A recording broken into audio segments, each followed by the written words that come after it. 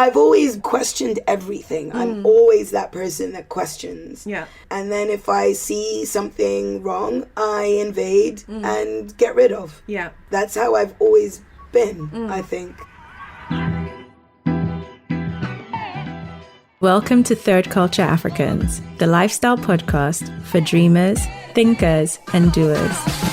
We celebrate artistry, share stories from those brave enough to create something and succeed, listen to diverse perspectives on African success, and those shifting the needle on culture. I'm Zeza Oriaki Sao, your host.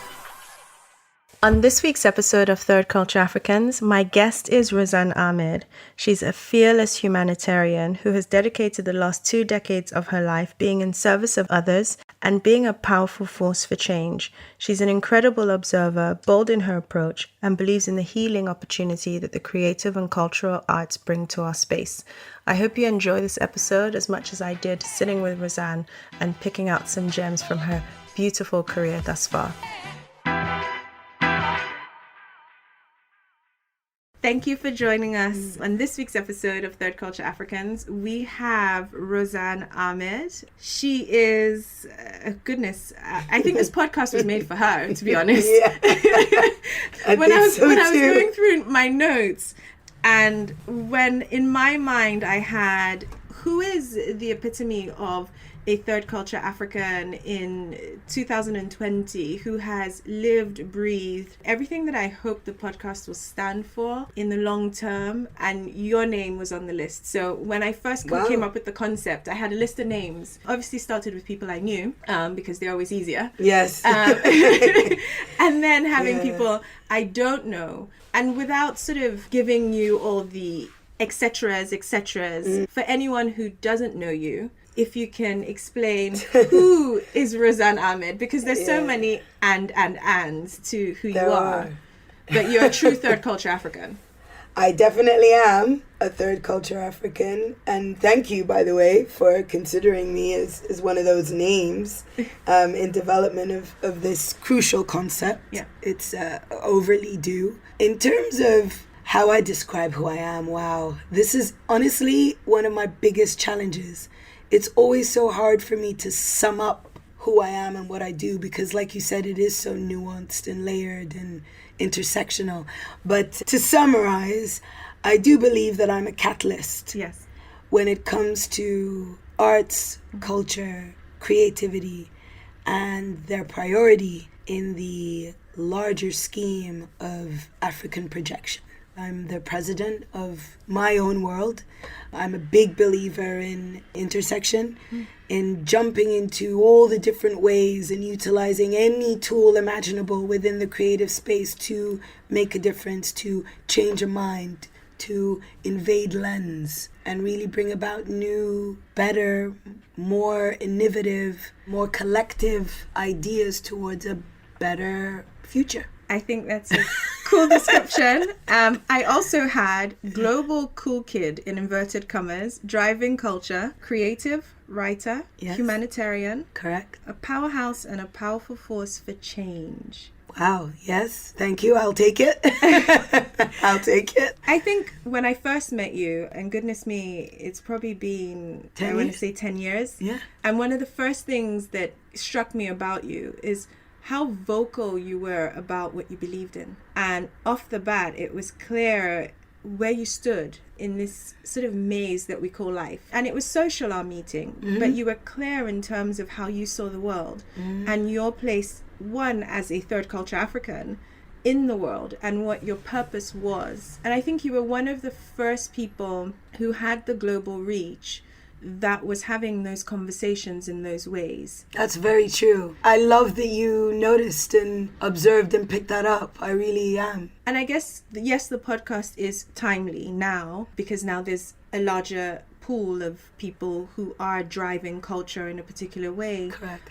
But you have systematically done this more than once. Yes, and for a decade now. And you've done it more than once successfully. So early sort of career for you was in journalism. Correct. You were one of the youngest editors out in the UK at the time, and you started in and amongst all the humanitarian activism, shedding light on immigration, immigrants, the journey thereof. you were part of the grime culture. That's it. Yeah, I was. You were one of the pioneers of grime culture. Yeah. I don't come up with strict questions for any of the shows. I know people, and then I do some more research, and I try and hopefully shed light or paint your journey in a way that someone who isn't sure of how their path is going can pick out nuggets from how you've done things, and hopefully that inspires them to see the world a little different.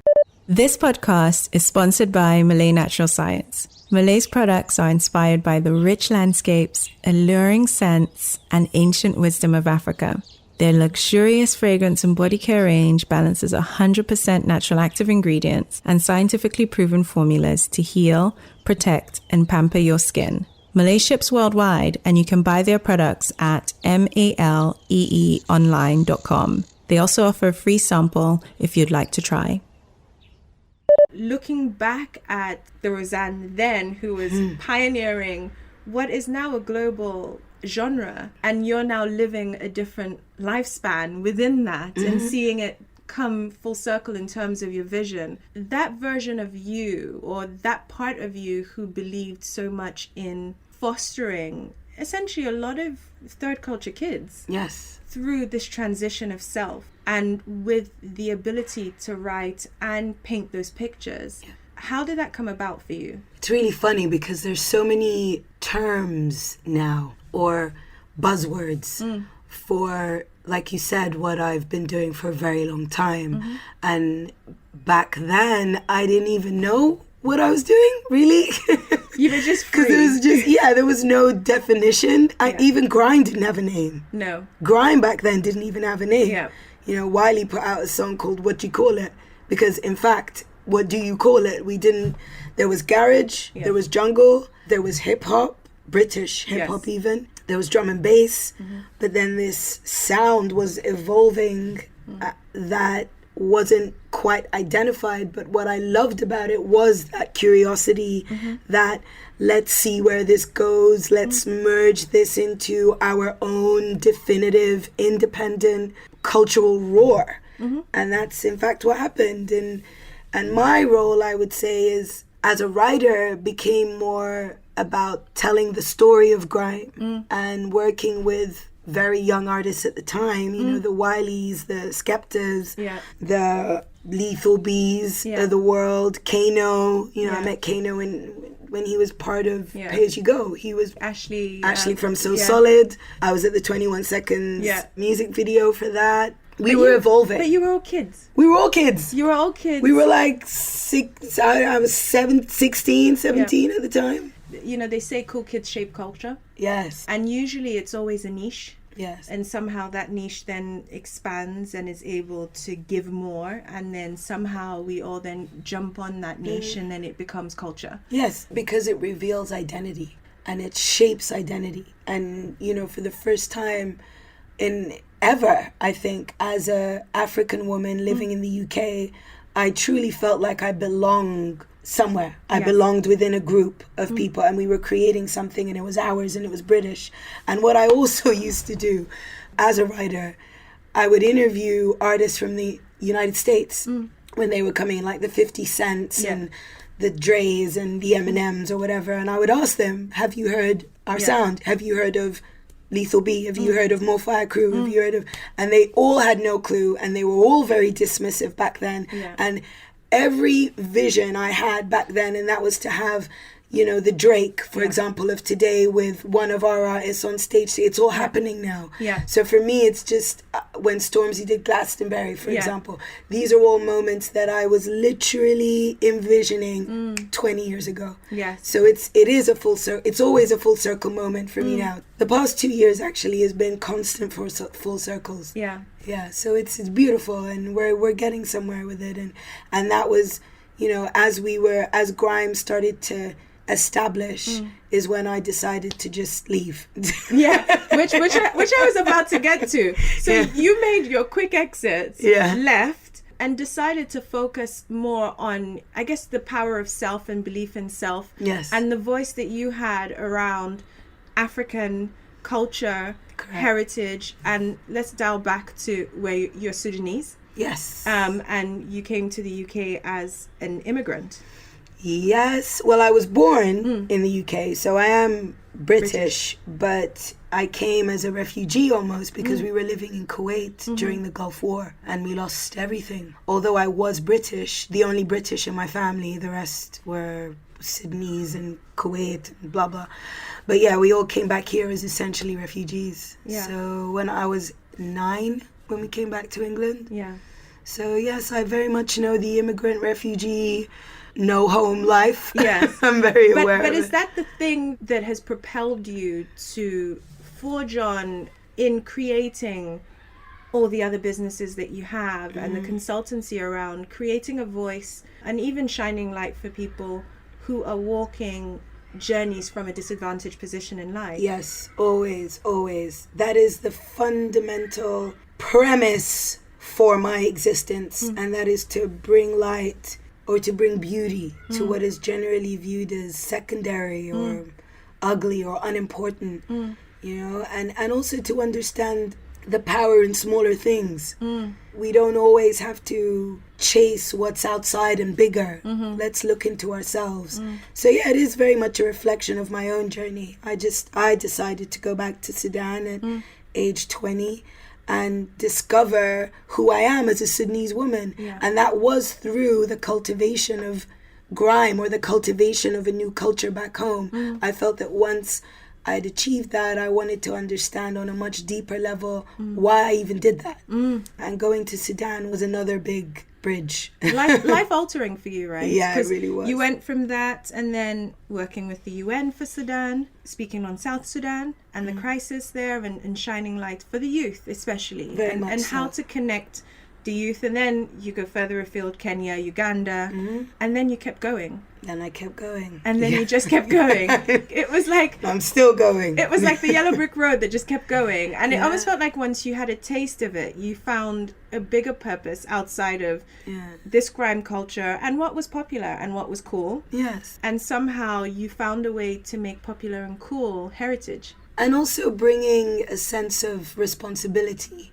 to what is popular. So invading the zeitgeist, if you like, with a sense of real care. Fusing my experience in entertainment, fashion, arts, grime into the UN. Yeah. You know, how can I bring forth a sense of responsibility using what is attractive to young people, and that is the arts, and that is so, you know, how can I marry these two? I think that's where my kind of intersectional school of thought started applying, and it worked. The UN was a very bureaucratic but very beautiful experience because I had a wonderful boss who gave me that creative freedom to merge. I remember one event we did, I asked every UN agency in the country to bring along physical examples of their work so that young people understand why they're in their country and what they're doing for their country as support. Alongside that, I had a DJ playing in the background. So you see... But that's typical you, though. Yeah. It's kind of like there's so much depth, but at the same time, there's a part of you that's still authentically you. There's a part of you that is the grime editor who is part of this movement, who loves music, who loves the connection that music brings and art brings to people's lives. You touched briefly on your fashion career. Yet again, another and arm within Rozan. Yeah. And taking that as a tool to then penetrating places like the Middle East. So moving from the UK, moving to Africa, and then going into the Middle East and going, hey, let's start this movement in a different way. Was it conscious for you to pick the mediums that you have over the years? So music was the UK, fashion was Middle East, and then you also did the comic books. We'll get to that too. Comic books, yes. Wow. Yeah, it sounds a lot actually when you put it like that. But yeah. Well, comic books as well in Saudi Arabia. You're an inferno of creativity. I think so. And a creativity that has purpose. But your choice of medium, and always focused on speaking to the youth in a way that you educate and empower and give arms in a way to form a movement. But your choice of medium, always conscious or somehow just time and place? It's a bit of both, to be honest. Yeah, sometimes it's very strategic in approach, and then other times I'm faced with an opportunity and I don't question the fact that I may not be very familiar with it. I choose to dive in if I see the value and if I see the potential impact. I choose to learn, discover, explore, and dive in and implement. An example of that would be, so with fashion, for example, it actually started in the UK, where I developed a curiosity around what we choose to put on our skin and how clothing affects identity. And I noticed, it was funny, I went to Kenya once and I noticed that style was very indicative of who people believe they are. Because here in London, we're very original with our taste. We're very original. Like you can tell a person's personality usually through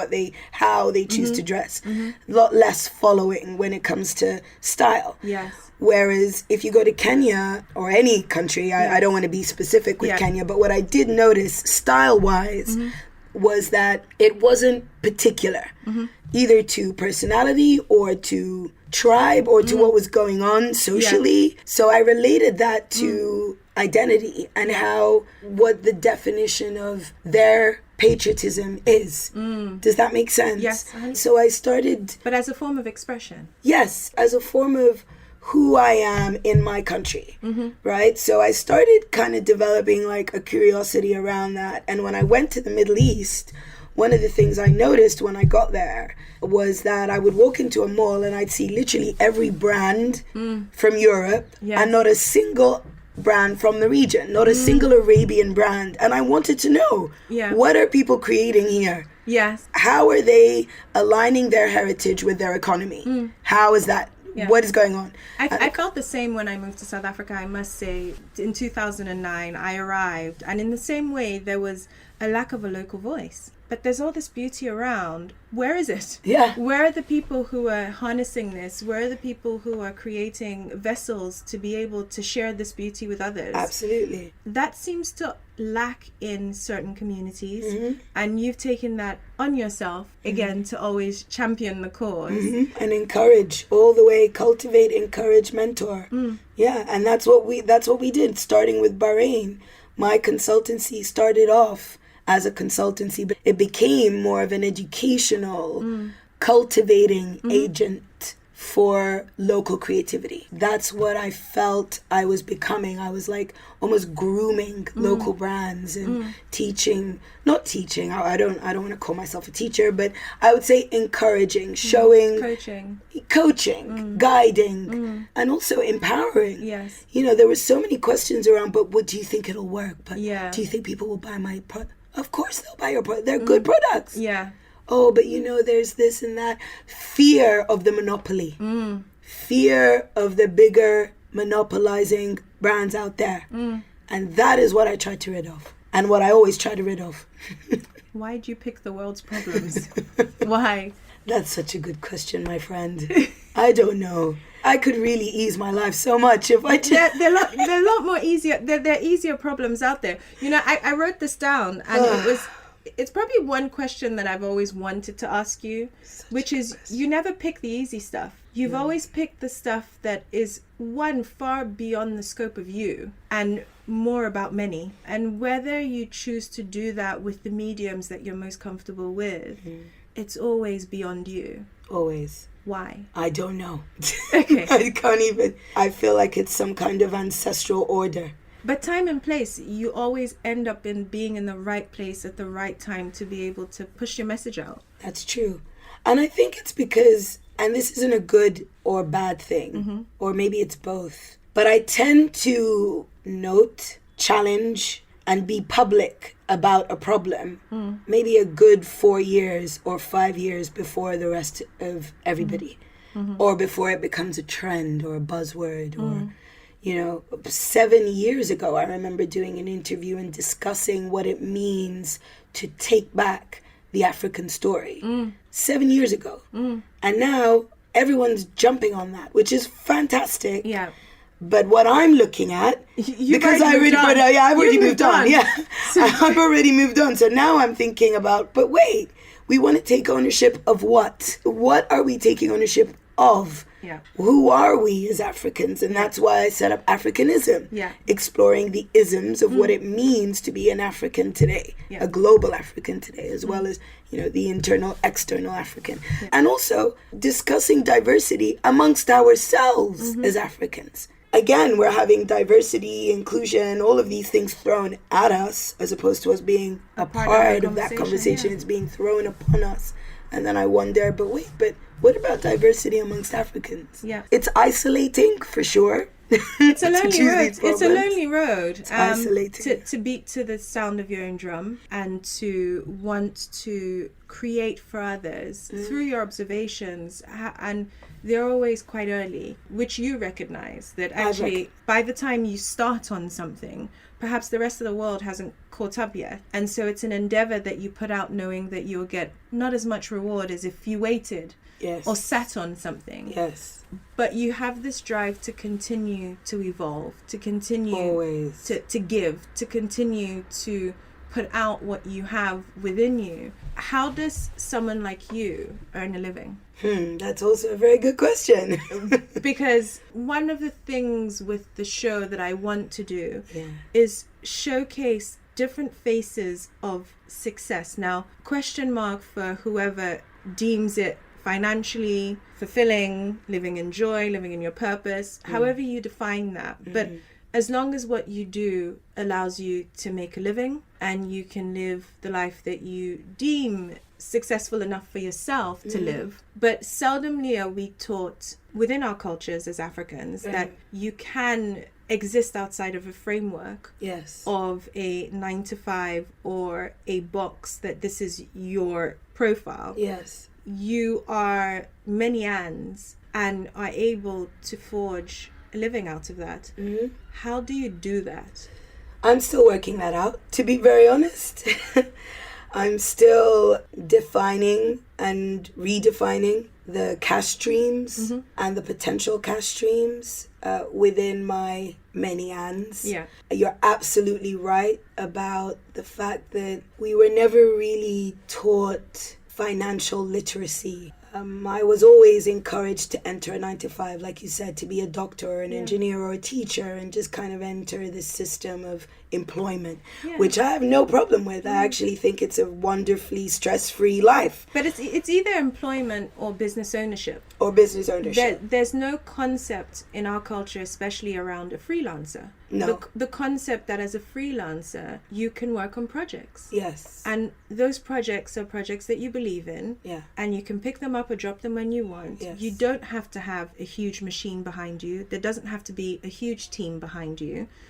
And in so many ways, you are a freelancer. Yeah, but it isn't so much... It's the stability, instability of freelancing that I think brings concern to our old school African parents. And I understand that instability or the fear that can come from that. It's a fair enough assessment. But I've done it all. I went straight into employment from university. In fact, during my university, workaholic has been within my blood. Immigrant mindset. Yes, exactly. Since, I don't know, 15, I think. Since the age of 15. I started working when I was 16. Yeah, I got my first job at the age of 15, and I worked throughout university. I worked 7 days a week. I think my first paycheck, I bought a DVD player and a 3-disc CD chip. Oh, you did? I was living in my room. Savvy. I remember. I was grown with my first paycheck. I actually remember the first thing I bought with my paycheck. Yeah. It was a cassette of Brownstone. Do you remember Brownstone? Go. Yes. If you let me see it. That one, I can't even say. Yeah. How about Red Records? Do you remember Red? In Brixton? Yes. Yes. You guys had, I guess in West London, you guys had more. We did. You guys had more than we did in the South. But I did go to Red Records. But though. I feel like there was that time and place where also for the first time, I think as young, I would say Africans and as women in, I guess, a more developed environment, for the first time you're realizing that you can carve your own identity. Yes. That's what happened to me after Sudan. It's hilarious, actually. I read one of my own quotes from maybe 20 years ago. We did an interview with some music magazine regarding the garage music or this undefined name. And I called it an invasion. because when we were asked of, what is this music called, or your fashion, what is it you kids are doing, whatever, what is it you're doing? I don't know. Is this even music? Yeah, what is it exactly? And we were number one at the time. Yeah. So Solid had gone to number one. Yeah. So I was working at the time at Delight Radio, which was a radio station here in London, and they'd interviewed Delight. And asked us about, this cultivation of music. And I simply said, it's an invasion. And I still believe that. I feel like when it comes to... I guess in 2020, though, it's called disruption. Oh, yes. There's a word for it now. Yeah, sorry. Disrupting. You guys were disruptive. Yes, we were disruptive. How does it feel to be a disruptor? Or wait, or do you now feel included? Yeah. Since this is all part of including you. Yes. Oh God, I can't even deal with that word. Yeah. By the way, I hate the word invasion. Sorry, I hate the word inclusion. I just want to make that clear for everybody listening. I hate the word inclusion. I have no interest in being included in anything. A great way to get your attention on social media. Yeah. Hashtag inclusion. Don't include me. I'm fine. I do not wish to be included in what also. That's my thing. Included in what? I'm fine. Yeah. I'm fine. I've always questioned everything. I'm always that person that questions. Yeah. And then if I see something wrong, I invade and get rid of. Yeah. That's how I've always been, I think, a disruptor. I've always been a disruptor because I feel it's really important to question down to even what I wear. I even reached the point of, why am I wearing these brands, or why, what is this on my skin? It's really important to understand what we put on our skin. So yeah, I've always been the inquisitive one. And I think that's always come through with what you've written. Yeah. Whether it's your pieces for Vogue or your pieces for ID magazine. Yeah. And creating that conversation in the way that those who felt excluded would be included. Yes. Or those who were less aware of the landscape would have a view of what the landscape is in reality. Yes. And in so many ways, you write a lot of open letters. Yes. That's a wonderful observation, Zeze. Wonderful. I think your writing career, for a large part, there are a lot of open letters. Yes. Which you always invite people to have conversation with. And I think it's the same way you engage on social media. I always find it interesting when you post something. If there's like a world event, I'm like straight onto your page. To see what I think. I was like, what is Rozan going to do with this now? What would Rozan do? Yeah, but I find it refreshing, especially for our generation, where some aspect of this way of life, or even looking at macroeconomic and political factors, is something that we shy away from. Yes. Because everyone is so obsessed with ambition, wealth creation. Yes. That we don't look in service of our community. And it's been abandoned, actually, in many ways, I think. Yeah. And I think most people believe, okay, well, first let me get the wealth, then I can do the rest. Yeah. And I guess your perspective is always through just sheer existence. True. You can make a difference. I won't lie to you, though. There was a point where I did think it was important for me to focus on building wealth. Simply because, if I'm somebody that believes in ownership, then I too must own. Yeah. And, as much as I own my identity, myself, my story, and also what I stand for, there's composites that are, within the financial space that are also important. Yeah. So I did try. I tried. I tried. And I think but it didn't work out. What's clear with every guest is that we all don't do what we do because of the money. We do it enough that it does what it needs to do on a day-to-day basis. But as Africans doing what we all do in however many different ways it is, whether that's through art or whether that's through your humanitarian efforts or cultural efforts, I think we have a greater responsibility. We do. That when forced to choose, I'm finding every guest chooses the service. Oh, wow. And no one is saying this, but this is my prediction, which is through that service is where all the greatness will come. Definitely. And as pioneers of whether it's trying to change the face of poverty amongst youth, or whether that's trying to change the narrative within ourselves as cultural changers or disruptors or participants or even followers, whoever you might be in the ecosystem, your ability to navigate that in, as you say, the power of self is the key. And your choice in trying to have a conversation, which is very much a psychological conversation if you think about it, where you say to people, warts and all, turn up.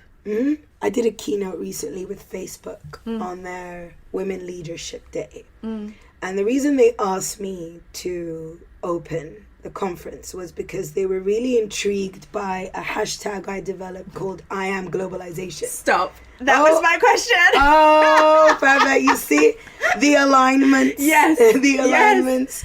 Yeah, so they loved that concept of personified globalization. And I think that it requires a lot of self-work, particularly as third culture Africans, to understand the opportunity in being multi-identity, but also in dealing with the healing process before coming to that, I guess, point of positive realization in your place. You call it the African Renaissance. The African Renaissance. Which is a work in progress. It is not immediate. It's not, quote unquote, for the culture, as our American cousins love to use. It's not a gimmick. It is a process, and it's a process of healing. So I think that, yes, as we're navigating, as we're shaping, as we're demanding ownership, as we're this, we're that, we must constantly go towards healing, towards self, and towards literal facing the negatives too. From a working perspective, CCI, cultural and creative industries. This is what I feel will shape ultimately Africa's image around the world. It's creative leadership. But isn't that the backbone of what we are as Africans, though? We're so rooted in creativity. So almost by default, almost to a point that we don't even value it.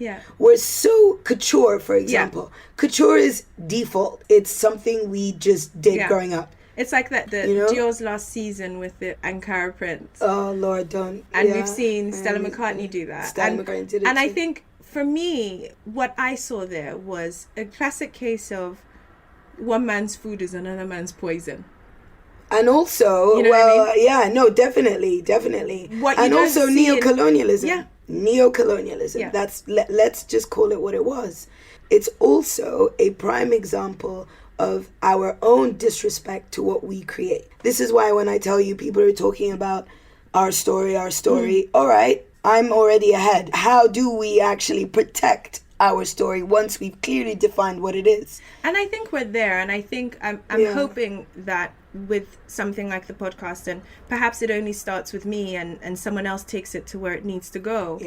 But I think my challenge was, who's documenting this time? When we look at the 60s, post the wave of the end of colonialism for a lot of African countries, right? Between the 50s and down through to the 80s, there was this renaissance that happened, similar to what we're living now. Those guys had documentation through music. We saw a surge of indigenous entrepreneurs create industry, create job, create wealth. We saw all of that. And then there was a different era and it all died. And I feel like we're in that again now. But I woke up one day and I was like, who's documenting this now? Who's actually keeping this for us? Because when I look back and try and find reference points of the people who did it then, even through art, sometimes I struggle. And we're there again now. And again, I'm not a journalist by any profession or by any means, but I woke up feeling so strongly about being able to capture these stories. Definitely. One, because I know a lot of people who are helping make them and who are helping shape the narrative. But two, I think a wider purpose and service of sharing these stories and documenting them somewhere. Absolutely. That should a young girl somewhere wake up and go, how do I become a philosopher, humanitarian, who is making a difference in the world, but don't know how, but I love music, art, creativity. they will find this episode somewhere Yes. and take from it that someone has walked this path, and hey, look, it is possible. Because Exactly that. seldomly do we see people like us do these things. So I always liken to Indiana Jones. Explorer. The Right? explorer of the African identity. global explorer. Yeah, global explorer. indeed. And as kids, we all watch it, and it almost seems far-fetched to ever exist as an Indiana Jones, right? Because in the African context, who's paying you to go and Who's paying you to do that? to wear khaki and torn clothes? My parents still ask me that question. I won't even lie. They still ask me that question. Like, what exactly are you doing, Rozan? Yeah, no, I totally understand that. And I think if I was to prepare a take-home based precisely on what you said, is because it was a big problem for me. Forget labeling. Forget it. Because I spent a really long time trying so hard to define what I do or to put it into a nice, simple, box for the simpler minded. And I will say it because it is a simpler way of thinking. It's an easily packaged box for you to easily understand what I do. That can be mind-bogglingly difficult, right? Especially if you're somebody that really understands and loves connecting dots in order to make impact. Yeah. So forget that. Forget trying, like, if you are unable to label yourself, don't worry about it. Just do what you need to do, just for as long as you're not harming anybody. Yeah. As long as you know that you are impacting. Yeah. As long as, like you said, you are documenting, finding means to document, go ahead and don't worry about it. Because that really was a stumbling block for me for a long time. It really did a lot for my brain. Just talking about it's making me anxious. I find in the early days, for me, I had an insecurity around saying I was an entrepreneur and I made creams for a living, right?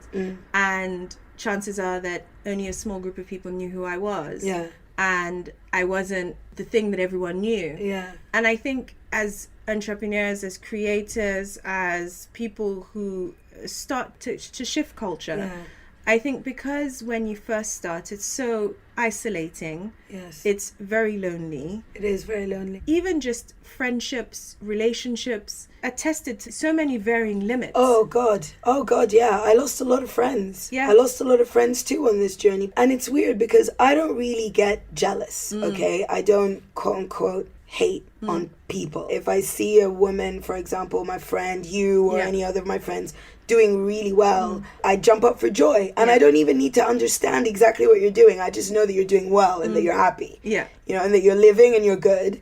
That brings me joy. But there are a lot of, unfortunately, individuals out there that want to know the nitty-gritty of why is she so happy? Or why this? Why that? And obviously that all comes from a horrible sense of insecurity. It comes from within yourself, which is why, again, the rediscovery of self, healing of self is very important in this process. So I did. I came across a lot of people who unfortunately either didn't understand or were jealous of my journey. And you realize it's almost like entering a new realm. Yeah. Right? But when you start, you're crazy. And when you start, it's like, I liken it to being the poor cousin who turns up. When you start, you're that person, right? It's almost like you're pushed to the side. Yeah. And then all of a sudden, you start to gain traction in your space. Yes. And then there's this wider realization that being awkward or being different or having a view or having a vision that you're willing to sacrifice a lot for starts to pay dividends. Yeah.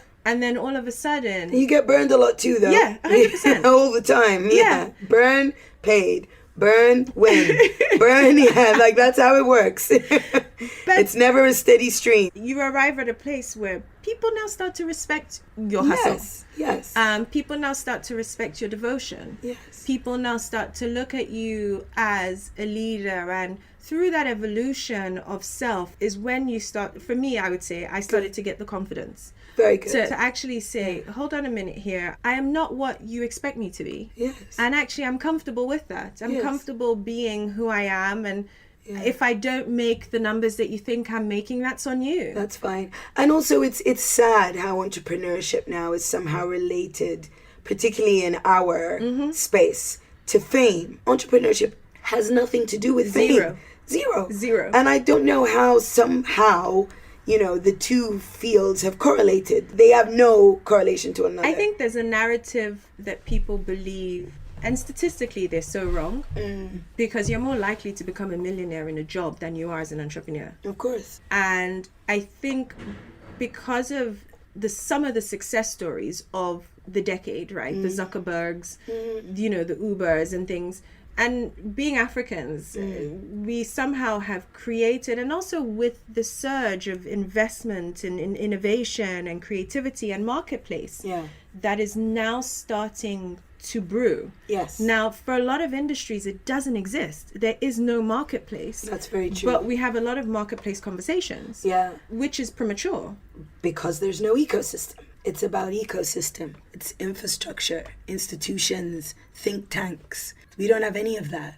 So, yes, the gaze element is there. There's a lot of gaze, a lot of success when it comes to prying eyes, or image projection. But where is the benefit? And I'm obviously speaking from CCI, creative cultural.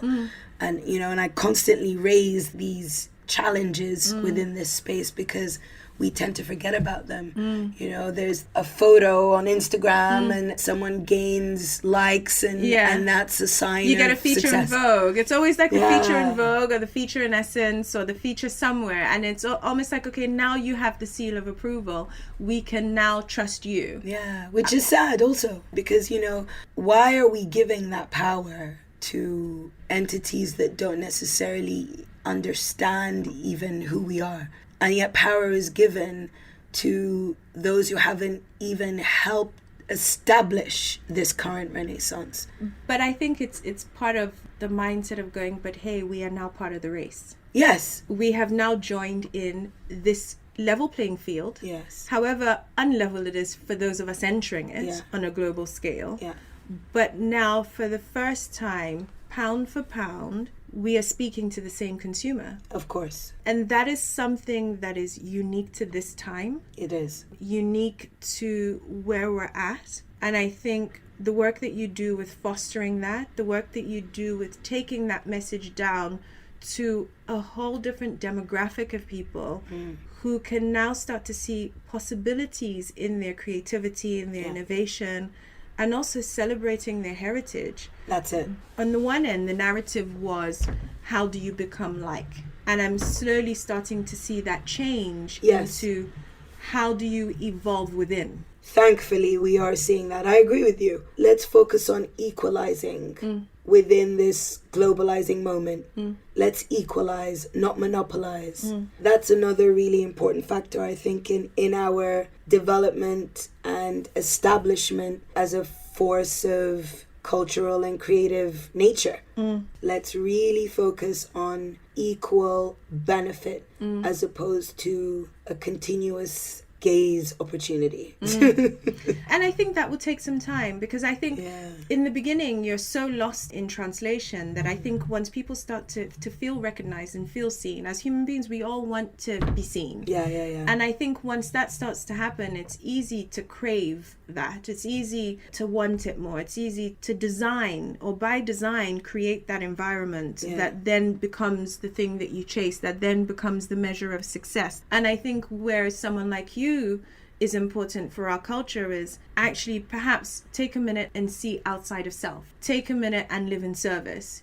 Take a minute and create something that is sustainable long after you're gone. Yes. In the same way that you helped cultivate grime or fashion, in the UAE and all of these different projects, and all of these things are living well beyond you, and as you say, you've moved on to the next. Yes. It's also see yourself before you ask to be seen. See, explore, work, do what you need to do. See yourself fully before you ask to be seen. I think that's also really important because I've always identified the relationship between identity and economy. So it's clear, London as a city, for example, where we both reside and love as our home. I see a few suitcases to my left. Yeah. It's my So I'm not sure that's accurate because you're home in your heart. Yeah, at the moment, your home is the world. Yeah, there's only a few cities in the world that bring that sense of home for me. There's only 2 or 3 cities. London is one. Yeah. Although not in the winter. Yeah. I definitely don't know. It does not have that je ne sais quoi in It winter. does not. No. Yeah, it does not have that charm. Yes. Spring comes along and you're like, wow, this is the best city in the world. Yeah. Right now, it's giving me a headache. London, Kenya, and also, of course, where I come from originally, and that's Sudan. It's literally those 3 cities where I'm able to cultivate a sense of home. Yeah. Everywhere else feels like, I don't know, a hotel. Yeah, it's just a hotel room for now. Yeah, the relationship between identity and economy isn't really often looked at and studied. You know, even the architecture speaks to identity. Yeah. Art, fashion, everything we see speaks to a defined and proud identity. And that requires a real deep dive into self. Yeah. So I hope that as we cultivate and as we wish to be seen, we see ourselves as well. I think that's beautifully said. There's something I do in every episode. Tell me. Which is have each guest pronounce their names properly. Very good. Yes. Yes. Because we suffer from that problem we do. Across the globe. We do. We really do. Some people find it refreshing. Yeah. Other people seem to kind of, really? Do we go there? No, I'm very okay with going there. I like to challenge tongues. Yeah. Because you almost become okay with the fact that your name will never be said properly in some instances. Yeah. And even within your own culture, it might be said differently. But how is your name pronounced properly? Okay, so my name is pronounced as Rozan. Rozan. So it's actually Razan, despite what it's known as today as Rozan, Rozan. And that was a change made in my very early writing days, which I unfortunately accepted because it was easier, better known. Yeah. That's how I kind of ended up with Rozan. But yeah, my real name is Rozan. Perfect. Thank you. Where do the listeners find you? You engage a lot on social media. I do. Yeah. Instagram is probably the best place. It's my best point of venting. As you know. Sometimes when you send me some of those little videos or memes, I kill myself over laughing. I'm like, I cannot with this woman. I don't know. I have such a deep love-hate relationship with Instagram. It's like, it's so funny. But yeah, it's my space for venting. And your handle? I am Rozan, which is I am, and then Rozan is Rozan, which is also actually my handle for everything. Facebook, Instagrams, Twitter, all of that. So, and should any impact changers, world leaders be listening to this episode and want to get in touch with you, where do they do that? They can email info@rozanahmed.com or the Magic Drive, actually, the Magic Drive at Gmail. Those 2 are basically key team focal points. And we'll put in the show notes everything around Africanism, the Magic Drive, and all of the projects that you work on. Oh, wonderful. Thank you. Because I think if we delved into it in the episode, we'll need part 2. No, we will. Or 3 and 4 and 7. Yeah, there's a lot. And so everyone can kind of delve into the work that you've done over the last decade and how you've shaped our culture and taken that message across different continents, actually. So thank you so much for being on the podcast. Thank you for having me, Zeze. It's an honor. Thank you so much. And we'll see you, perhaps season 2. Yes, the return. Yeah. What are you then? Thank you for listening to this episode of Third Culture Africans, the Lifestyle Podcast. We would love to hear from you. So please find us on Facebook or Instagram at Third Culture Africans and leave us a comment. A review goes a long way in getting our show noticed. So please leave us one if you enjoyed this episode, and we'll see you next time.